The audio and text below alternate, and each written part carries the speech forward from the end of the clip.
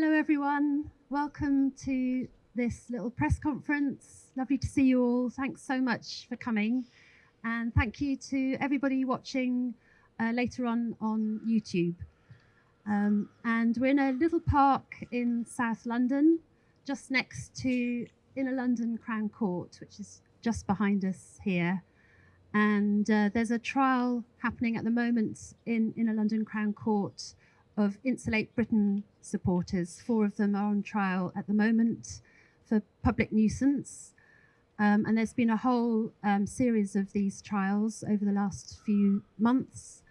And they're presided over by Judge Silas Reed, who has been introducing very strict rulings about what people are allowed to mention in front of the jury. So, for example, people are not allowed to talk about anything to do with the context of why they did what they did. They're not allowed to talk about their motivations, why they did what they did. They're not even allowed to mention climate change or fuel poverty. And if they do that, they have been sent to prison for contempt of court.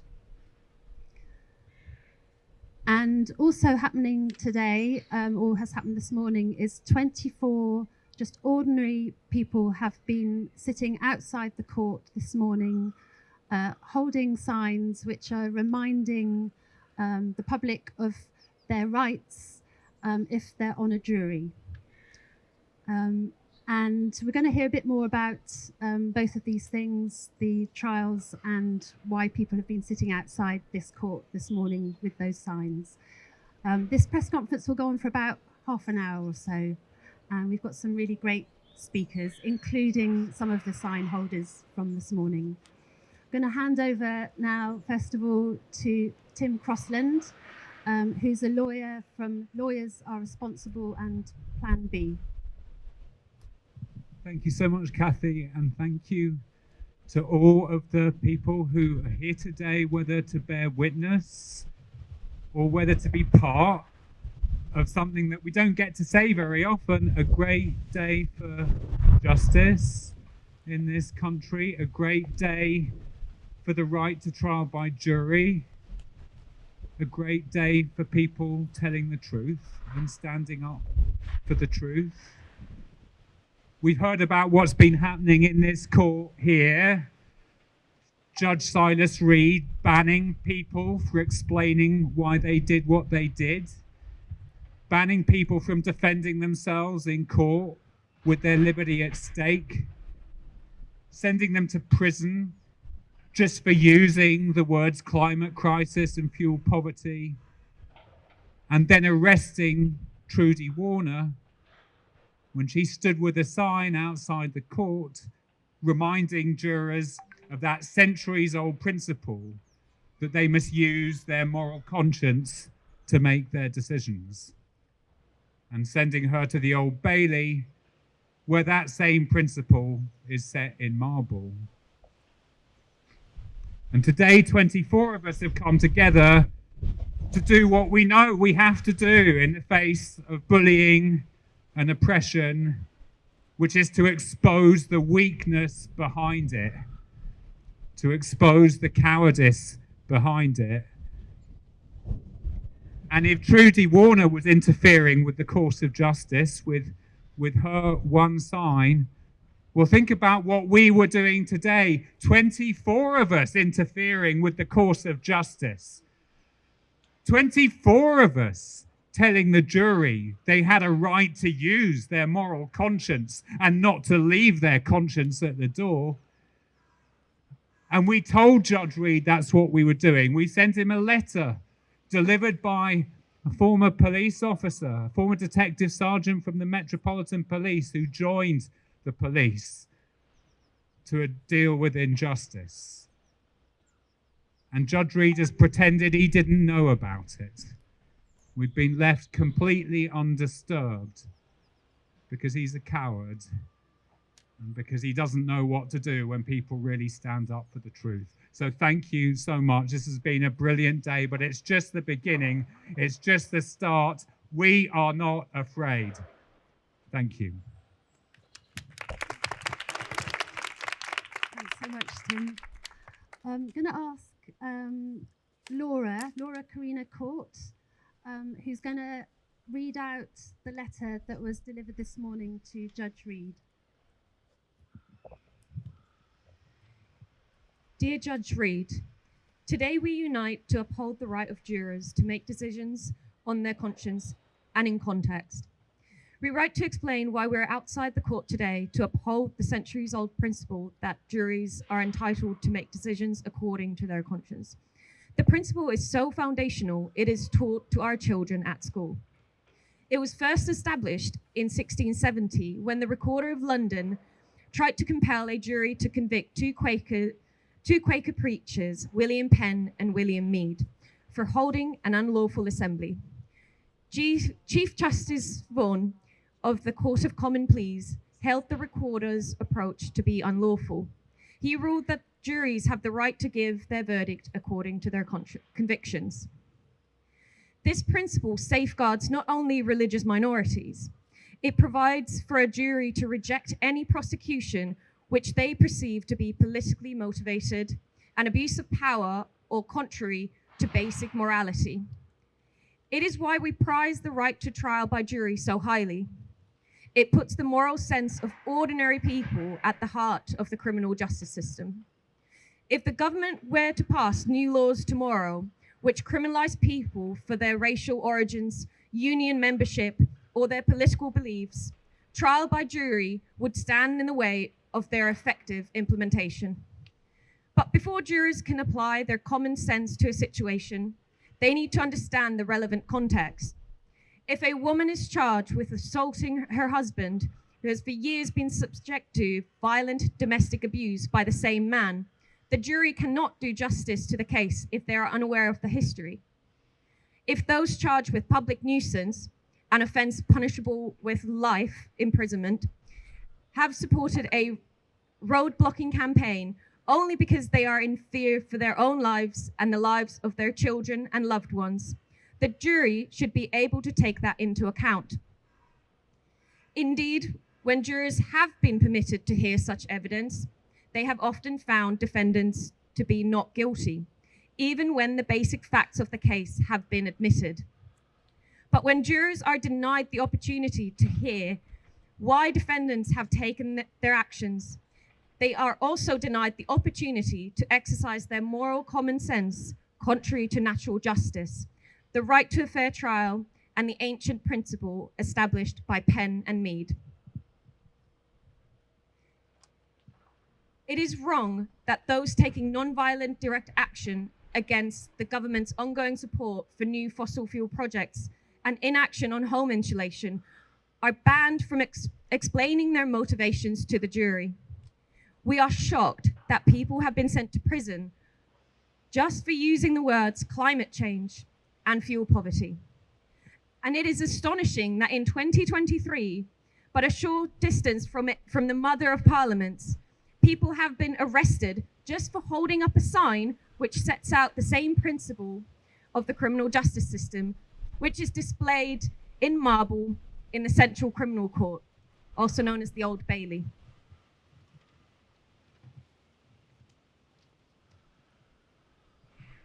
We are legal and health professionals, faith leaders, Quakers, teachers, and ordinary people. Today, we're upholding the same sign, setting out the same fundamental principle of law for which others have been arrested.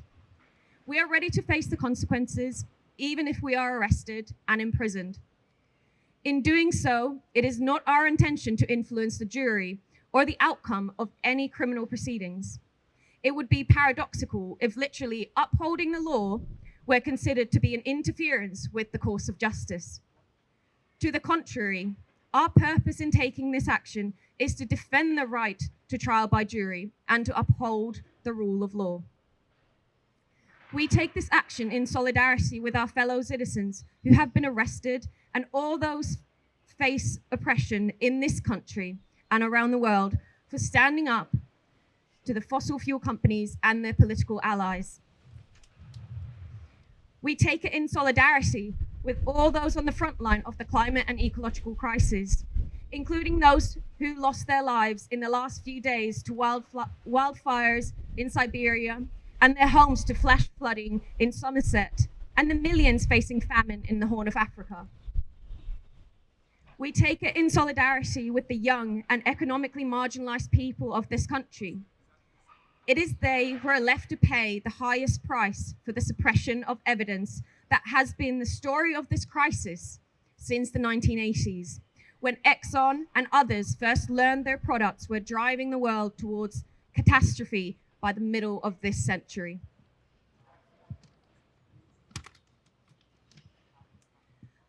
Last week, it was revealed that leading city law firms have supported nearly £1.5 trillion in fossil fuel transactions since 2018. It would be naive to imagine that the profits being generated by the country's most prestigious law firms have no influence on the legal system as a whole. You may also recall that after Judge Robert Altham sent the frack-free 3 to prison in 2018, his family links to the fracking business were exposed. Quashing the sentencing of imprisonment in that case, the Court of Appeal said, "It is well established that committing crimes, at least non-violent crimes, in the courts of peaceful protest does not generally impute high levels of culpability." End quote. It is indicative of the pace at which well-established principles have been eroded, that just a few weeks ago, Morgan Trowland and Marcus Decker were imprisoned for 3 years and 2 years and 7 months, respectively, for climbing a road bridge and hanging a banner calling for an end to all new fossil fuel and gas projects. Other members of the legal profession are more far-sighted. Last September, more than 250 lawyers published an open letter warning that our current trajectory, quote, risk mass loss of life and threatens the conditions for a stable civilization, including the rule of law, end quote. In March, more than 170 publicly declared they will refuse to act in support of new fossil fuel projects or to prosecute those engaged in non-violent direct action. Meanwhile, our country's health professionals warn of an unprecedented crisis in public health. Quote, "The science is unequivocal. A global increase of 1.5 degrees Celsius above the pre-industrial average and the continued loss of biodiversity risk catastrophic harm to health that will be impossible to reverse," end quote. It's The Lancet 2021. We leave you with 3 more relevant quotations.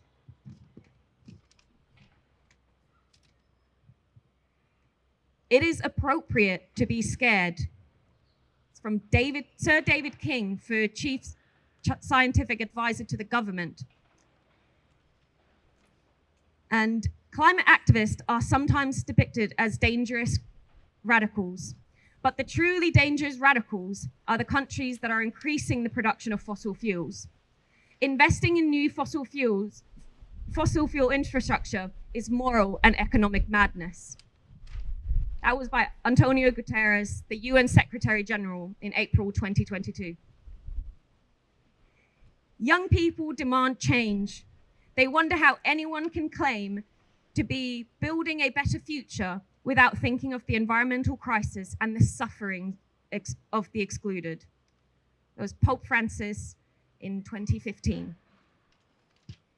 Yours sincerely, 23 responsible citizens, namely Reverend Dr. Sue Parfitt, priest and retired psychotherapist; Dr. Patrick Hart, GP; Dr. Diana Lewin-Warner, retired GP; Etienne Stott, MBE, Olympic champion, London 2012; Dr. Juliet Brown, a consultant psychiatrist; Paul Stevens, retired Detective Sergeant, Metropolitan Police; Tim Crossland, former government lawyer; Laura Court, a legal support worker; Rajan Naidu, human rights activist; Rafaela Fitzhugh, teacher; Joanna Hindley, midwife; Alice Clack, consultant obstetrician and gynecologist. Phil Laurie, engineer. Stuart William Drysdale, retired GP.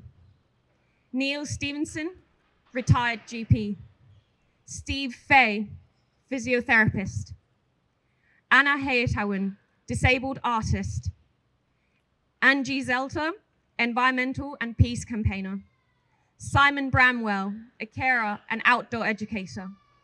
Val Saunders, art tutor and care worker. David McKenney, company director. Fran Wild, retired arts educator. And Indigo Rumbelow, campaigner. Thank you. Thank you, Laura. Laura's one of the sign holders from this morning and a legal support worker. I'm going to hand over now to Matt Hutchings, KC, part of Lawyers Are Responsible and also from Cornerstone Barristers.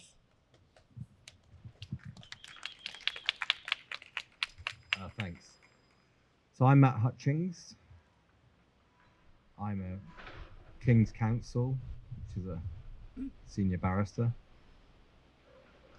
This is my personal reflection on today's action, so I'm not purporting to represent anyone else. These are my personal views.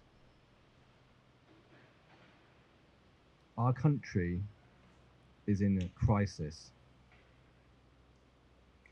And the root cause of this is a clash between the government and media bosses that are acting at the behest of the fossil fuel industry and ordinary people who are calling for a rapid and just transition to green and clean energy. The shift away from fossil fuels is inevitable. What matters, in my view, is planning for it collectively, together, in a way that is timely and proactive. This is absolutely the top priority for our country at the moment. And we need to do this so that ordinary people do not pay the price for reckless profiteering. The UK government claims to be a world leader in fighting the climate crisis. But in reality, they are resisting the changes that we need to protect our country and our children. It is because of this deadly inaction that citizens, ordinary people, are taking to the streets and carrying out acts of non-violent civil resistance. In doing so, they risk arrest and increasingly long terms of imprisonment.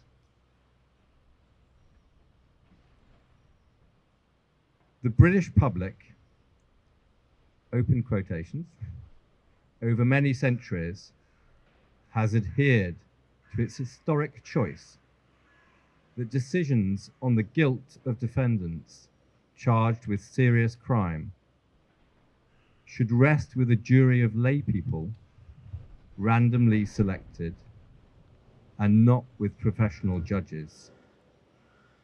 End quotations. Those aren't my words. Those are the words of one of the most eminent judges we've had in recent years, Lord Bingham. When people are charged with offences that they committed because of their sincere beliefs about the climate crisis, the jury should be allowed to hear evidence about this, about their beliefs. It is not right that juries are prevented by judicial directions from hearing the truth about why the defendants are in the dock. Another highly distinguished judge, Sir Patrick Devlin, wrote in his book, Trial by Jury, that juries were an insurance that the criminal law will conform to the ordinary man's idea of what is fair and just. At a time when our democratic values and institutions are under attack, it is vital that we all defend one of our sacred democratic principles, the independence of juries. Thank you very much for listening. Thank you so much, Matt. I'm going to hand over now to Giovanna Lewis, who's a local councillor from Dorset. Over to you, Gio. Okay, hi everybody. So I'm Giovanna. Yeah, I didn't make any notes because I've had a busy morning, so it's just as it comes. So I was in prison for telling the truth on trial with Silas Reed. We actually challenged the CPS and Silas Reed many times when the jury went out, and we asked lots of questions. And one of the things we asked was, can a jury make their decision based on their conscience? We never actually got a direct answer. It just became, they have to give their decision based on the evidence and my directions. So that's all we were told. So, you know, you get to know that things aren't right when you don't get straight answers. We also asked lots of other challenging questions. So I was, technically, I was imprisoned for contempt of court. That's what Silas Reed called it. I just said, well, it's just telling the truth. So, and I wouldn't plead guilty to contempt of court. I would only plead guilty to telling the truth, because that's what it was. And it was really heartening to come out and see what Trudy and others had done. On the Monday following us being sent into prison, they'd stood outside and challenged, you know, what was being said inside. And that was really very heartening. And it's really, really good to see that now this has escalated into today's action, and 24 people have come out and prepared to sacrifice who knows what, charges, imprisonment in the future, who knows. I think my message is there are many good people in this crowd who have been in prison for climate justice and social justice. And I think my message is it's not great having your liberty taken from you and being controlled, but it is doable. I found it doable, and it's going to take a lot of us to get in touch with that and take that leap of faith and push and push and push, because it's not going to change unless we do. Thank you very much. Thank you, Gio. We're now going to hear from Dr. Juliet Brown, who is a consultant psychiatrist and a spokesperson for Doctors for XR, and was holding a sign this morning and is one of the signatories of the letter. Juliet. Thank you so much. So I'm Dr. Juliet Brown, and I'm here today in London in solidarity with people of conscience, with activists who've been imprisoned, who've been silenced for standing up for a better world. Today, as doctors, as lawyers, Quakers, and many, many others from across the UK, we're united in defending our rights against abuses of power. The climate crisis threatens all our safety and security, our health, our lives, our homes, our livelihoods. So many of us are afraid that governments are failing us and failing the most vulnerable in our societies. Because we've seen in recent months, again and again, those on trial for peaceful actions against government failure, prevented from sharing their reasons for action, imprisoned for mentioning fuel poverty and the climate crisis. arrested for daring to point out the right of juries to decide on conscience and in context. Right now, our rights are threatened as governments continue to resist the action necessary to protect lives. So what do we do? What does it do to us? As concerned citizens, what does it do to us when we can't protest? When we can't voice our fears? What does it do to our mental health? What does it do when we can't share our reasons for action with a jury of our peers? When we can't hold a sign referencing the simple facts? When we can't protect ourselves and our families and our communities? We can't call out government failures. I've stood side by side in action with the good and kind and rightly frightened and loving ordinary people of Just Stop Oil and Insulate Britain and Extinction Rebellion and many others, and the hundreds of my NHS colleagues in Health for Extinction Rebellion. And I can tell you it's heartbreaking to witness the courage of young people in particular and many others crying out for governments to act to protect us from the harm that they know that we face without urgent action. Crying out for governments to do the bare minimum to prevent us from harm, to stop new oil, gas and coal licensing, to stop projects like Rosebank, to insulate our homes.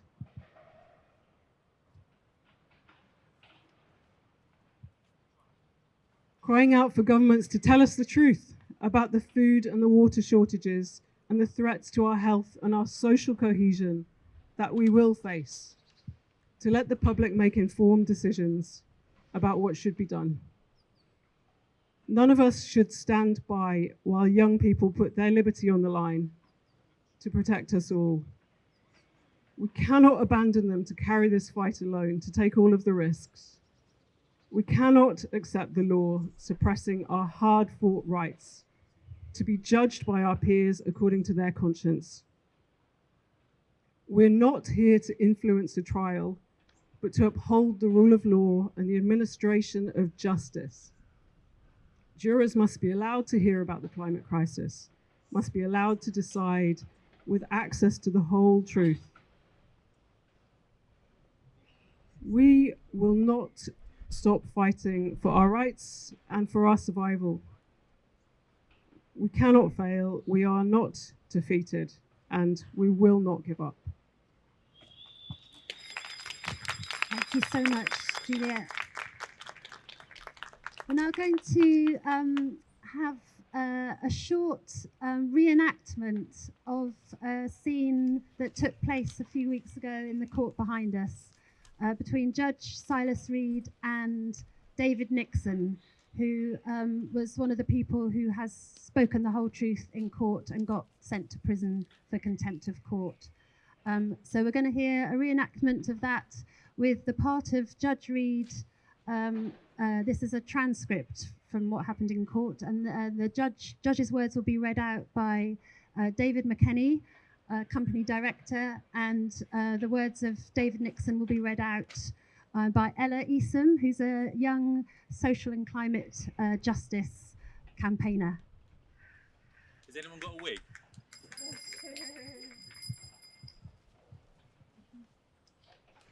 In September 2021, 32-year-old care worker David Nixon, along with 100 other ordinary members of the public, sat on the M25 with banners saying "Insulate Britain" to try and get the government to take positive action to insulate Britain's homes, starting immediately with all of Britain's social housing.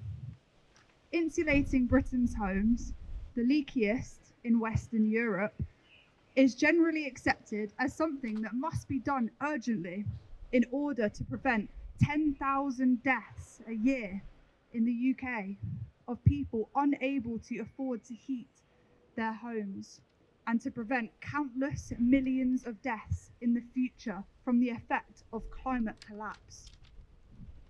In February this year, David was put on trial here in Inner London Crown Court with 3 others for public nuisance, a serious charge that has a maximum sentence of life imprisonment.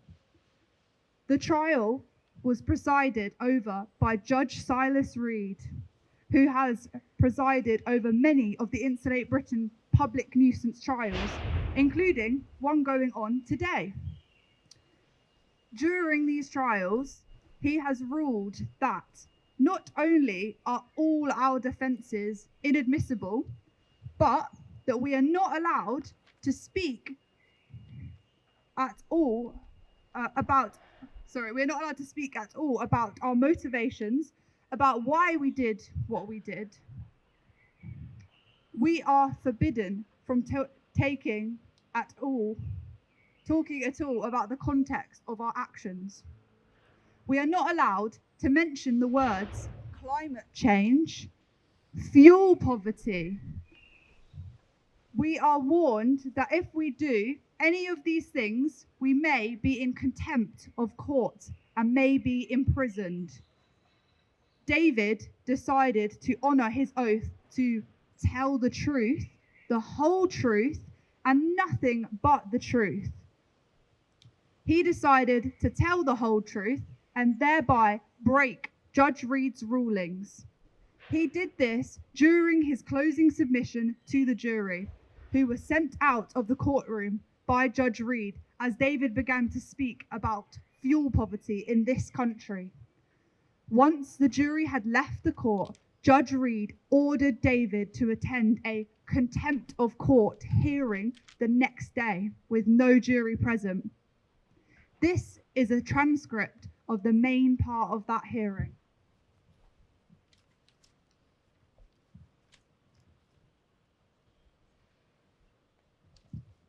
I'm usually good at speaking about my background and why I do what I do, but there is a barrier in my head today. I couldn't speak to the jury, therefore I am reticent to speak in front of you. Would it help if I say what I think? It might help you express yourself. I'm at peace with my position, even though there are consequences. I'm in your hands now. You'll have to live with this moment in the future. You will have to live with your decisions as climate breaks down. More wildfires, more floods. I see what happened this week, i.e. the trial, as climate action delay. If we could explain why we did what we did to the jury, maybe there would be acquittals. I have done the usual stuff. I've written to my MP, signed petitions, gone on marches, and 2 years ago came to realise that this is civil disobedience that prompts change. It was quite naive then. Now I've realised what we're up against. BP today announced record profits. The same day that I am in court because I'm not allowed to speak about climate change. On Wednesday, when David declined to give evidence because he could not tell the whole truth, I was thinking, what's beyond this now? I can't see anything else will possibly work. When I was a care worker, sometimes young people would put themselves in a position where they were unsafe and I'd intervene. They'd say, F off, or run away, or hit out. I'd have to physically intervene to keep them safe. Sitting on the road with Insulate Britain is like that. It's not nice, but I want to keep people safe.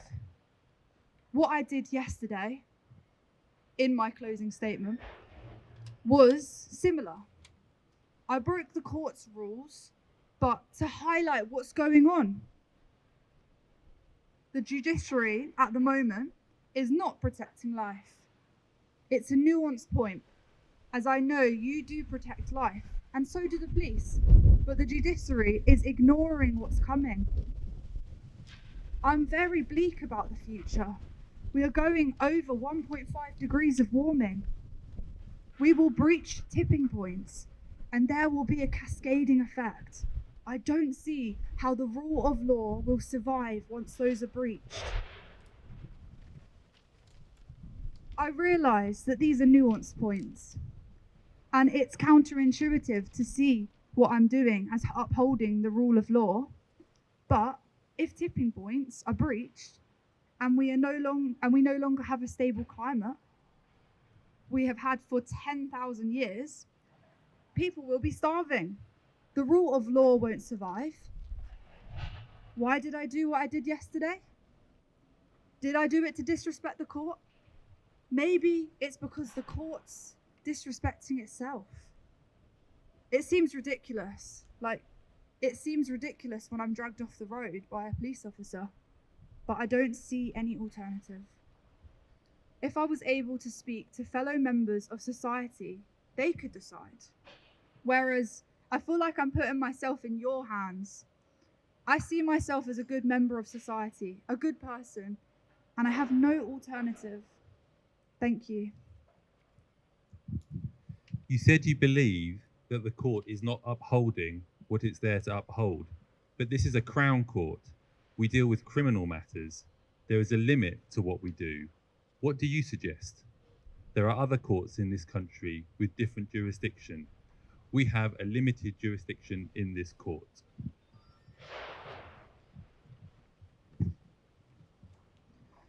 That sounds very similar to what magistrates say. I recognise that constraints flow down. It's hard. I'm constrained in my power. You have more influence in upholding the rule of law. As a member of society with more influence than me,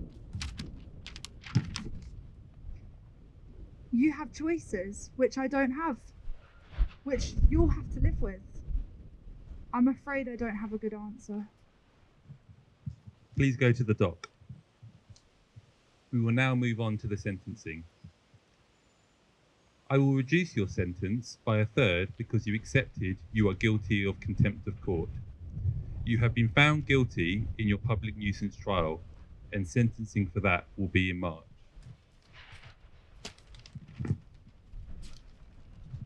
During the trial, I gave you rulings about what you could say in your evidence, because such matters are irrelevant to the trial, and to allow you to speak of them would be a continuation of your protest. Your freedom of speech was not improperly limited.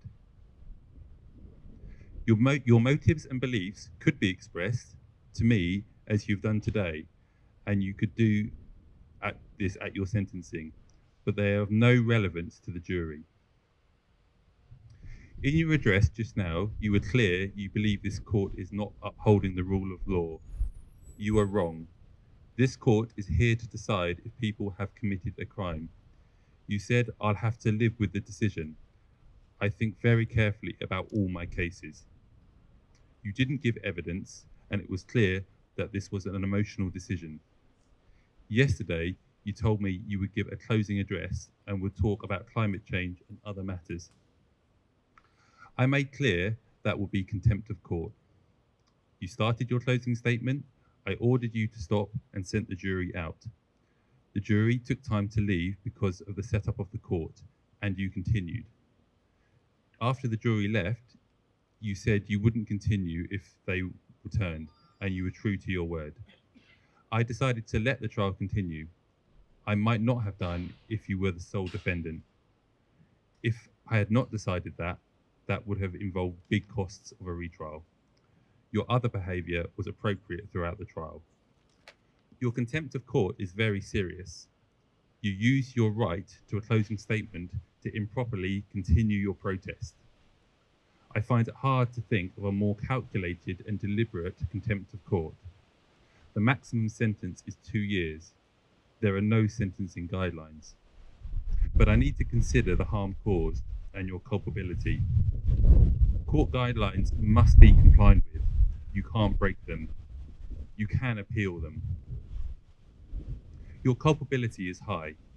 Your background, a relatively light criminal record, a High Court suspended sentence, and a High Court sentence.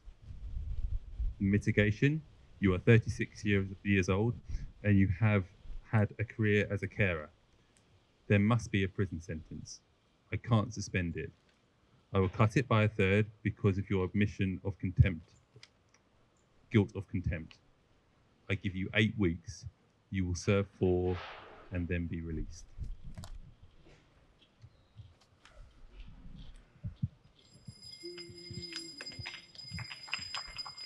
Thank you, David and Ella, for reading that out. We're now going to hear from the Reverend Sue Parfitt, who is from Bristol, and this morning she was one of the sign holders outside the court and one of the letter signatories.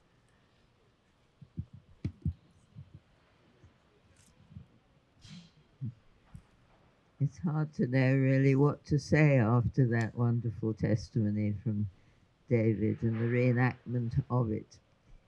I would simply say that I've been summoned on 4 occasions to the Crown Court with Silas Reed. I've only appeared once so far, the others being deferred, I understand, to next year. But in the one trial I've been on with him, I challenged him to join the 172 lawyers that have decided that they won't challenge climate protesters and they won't support fossil fuel industries in any legal way. And he said to me, "Do you want me to break my juridical oath?" Because, of course, judges can't make decisions like that. And so when I was asked, having just taken an oath to speak the truth, the whole truth and nothing but the truth, and then I was told that I couldn't speak about my motivation, I said, "Well, do you want me to break the oath that I've just made in court before you? Because I cannot do that as a Christian." And miraculously, I don't know how it happened, but actually we were acquitted without actually telling the truth in any formal way. We did our best, and we seemed to slip through, and we managed it, and we weren't held in contempt of court. But what will happen in the other 3 trials, who knows? As a Christian, I believe that this is God's creation, and what we do to it is of immense importance, and we are not doing what we should do to save humanity from extinction. We're in the most appalling crisis, as we know. And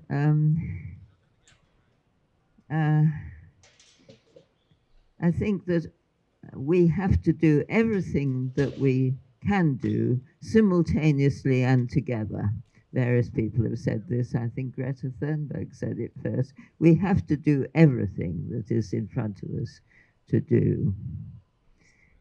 And a very eloquent Roman Catholic theologian, Carmody Gray, said a few weeks ago, talking about civil resistance on the streets, on the roads, she said, "This is what responsibility looks like in the dire emergency that we are currently in. This is what it looks like. It's not an irresponsible, selfish act, as we are sometimes told we're engaged in. This is the responsible thing to be doing." And so I believe we have to continue our efforts in every way we can, and as we are at the moment, through the courts, challenging the restrictions being put upon us and do everything that we can to continue this protest, whatever it takes, whatever the cost. Thank you, Sue.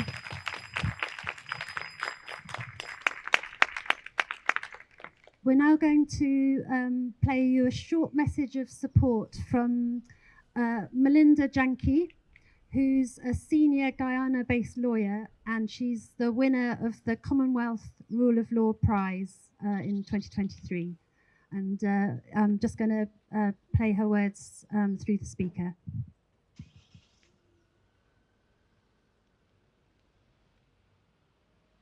Hello, my name is Melinda Janke.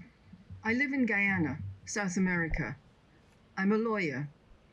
I lead litigation to protect my country from the devastating impacts of fossil fuels. I've filed 7 cases against oil production, including the biggest climate change case in the world to stop a 5 billion ton carbon bomb. We all know that for decades, ExxonMobil suppressed evidence that burning fossil fuels would destroy the global climate system. Today, climate change is an existential threat to me, my fellow citizens, my country, and my region, the Caribbean. Scientists predict that by 2030, the Atlantic Ocean will swamp Georgetown, our capital city. The ocean will flood homes and destroy property and livelihoods. It will flood my home. It's already started. Last week, the city was flooded yet again. Elsewhere in the global south, the situation is much worse. People are dying. Animals are dying. It is unconscionable and contrary to the rule of law for any judge to seek to suppress from the jury evidence of the destructive impacts of fossil fuels.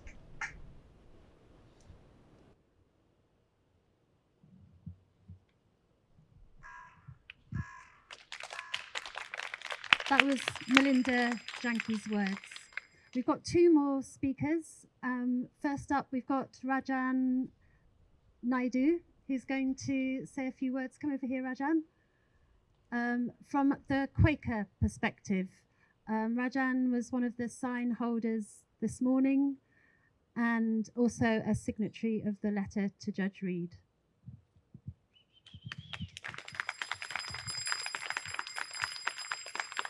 Thank you. Thank you. And it's very interesting that I'm following a speaker from the Global South. We really need to hear more voices from the Global South, because the Global South is being ravaged at this very moment. We are feeling the effects of the climate crisis here, the climate and ecological crisis here. But it's devastating in the South. Millions are dying, millions are suffering terribly, and it's increasing all the time. And gradually it's appearing here. We had our 40 degrees, and we're beginning to feel the pain here.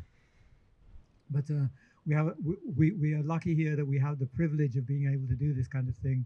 And I think it's important that we, as a class action, that we do this for the people in the Global South who are unable to do this without being beaten up, tortured, disappeared, which is happening with climate and social justice activists all over the planet. I think it's very important.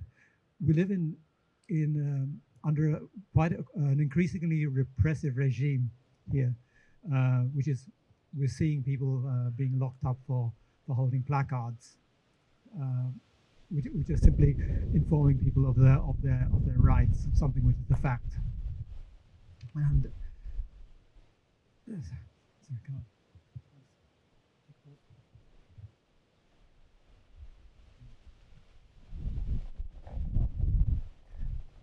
one of the techniques of repressive regime, when they're increasing the level of repressive legislation, as is happening here, as we're seeing here all the time, it's being rushed through, and it doesn't affect most of the public, or most of the public don't perceive they're being affected by it. It affects the people who really want to go out there, speak the truth, and make change and challenge the system in a non-violent way, as we're doing it. And one of the things the government has to do when they're increasing repression is to distract the people from talking too much or thinking about it. So one of the things we've seen here is increasing talk of small boats. Now, when the government is speaking of small boats, this is dog whistle politics that they're playing.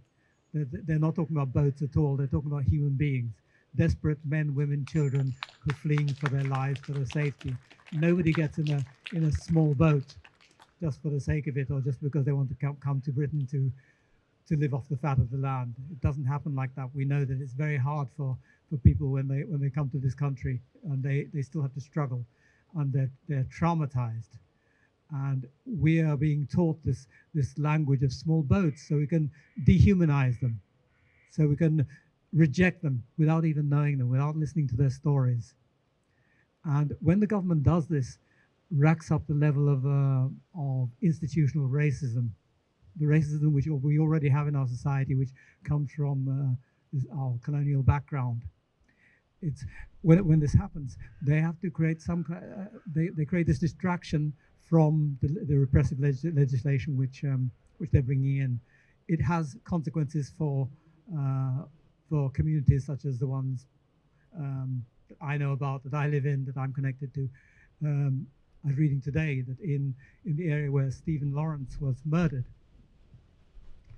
that there are more and more graffiti appearing, racist graffiti appearing on the walls. NF, for example, National Front, which is a defunct organization now, I think, but it harks back to the old days of when racism was really strutting around the land. And so this is an effect of the government's distraction technique of using racism, to create a scapegoat for people to concentrate on. Say, don't look here, don't look at the climate crisis and all these people who are trying to challenge it. Look over here, look at all these foreigners. And it's this mustn't be allowed to succeed. I think all of us, from all our groups, we're members of the public. That's all we are. People call us protesters, but if you're a member of the public who cares about what is happening in justice, and you stand up and speak about it, suddenly you're labeled a protester. We are in non-violent civil resistance. Non-violent civil resistance against injustice, against social injustice, against climate injustice, and against the people, the corporations, the institutions, insurance companies, the law firms which support those who are trashing our planet, trashing our societies, trashing our ecosystems, trashing our beautiful planet's biosphere. That's all I want to say. Thank you. Thank you, Rajan. And now our final speaker, who is Indigo Rumbelow, a Just Stop Oil spokesperson from London. Thank you, Kathy. And first, thank you everyone for travelling here. Some of people have travelled quite far to come and to take out a small amount of time in their morning to remind juries that they have a right to acquit on their conscience. Today's actions are about the truth. They're about trying to connect to the whole truth and nothing but that truth. And sadly, for much of my life, the truth about the climate crisis was shrouded from me by the education system, by the oil lobby, by politicians. But when people have access to that truth, that we are in a dire emergency and that billions of lives are threatened by the greed of a very small few number of people, when people have access to that truth, and it lands in their conscience and it permeates through their being, then they will act. And that's what we have done today. We've come together collectively and we've sat outside the court to remind people of that basic right. And what has happened? Nothing so far. Because when we come together, that's when we're powerful. If we act alone, we will be squished by the law. We will be chucked inside, and it will be very, very hard, and it will be very, very difficult, and many people will suffer if we act alone. But if we act together, we will be very, very powerful, and we will be able to turn the tide on this great story of human history. And that time is now. And this morning, as we were taking action, stood outside the court, there's a group of 40 young people who've come down from Scotland to slow march through the streets to demand that not even their government, but this central government puts an end to new oil and gas. We know that the German campaign, Last Generation, are continuing to blockade their government to push their demand over the edge. We know that the Students Against ECOP campaign are campaigning, delivering petitions despite the government ruling that unless protest is given permissions, then it's illegal. Sounds familiar, doesn't it? They're trying to stop the world's largest heated crude oil pipeline cutting up Uganda. And there are people coming together, feeling the truth, understanding the truth, understanding what that means, and then coming together and acting around the world. So let's keep going despite what they do to us. Thank you, Indy. And thank you all of today's speakers for your brilliant words. Thank you for your bravery and courage sitting peacefully outside the court today, holding those signs. Thank you for everybody at this event here. Thank you for watching on YouTube. And we're looking for lots more people to join us. So if you're interested in joining us, if you look at the bottom of the YouTube video, there'll be a link to click on there to find out more. So thank you very much. Goodbye.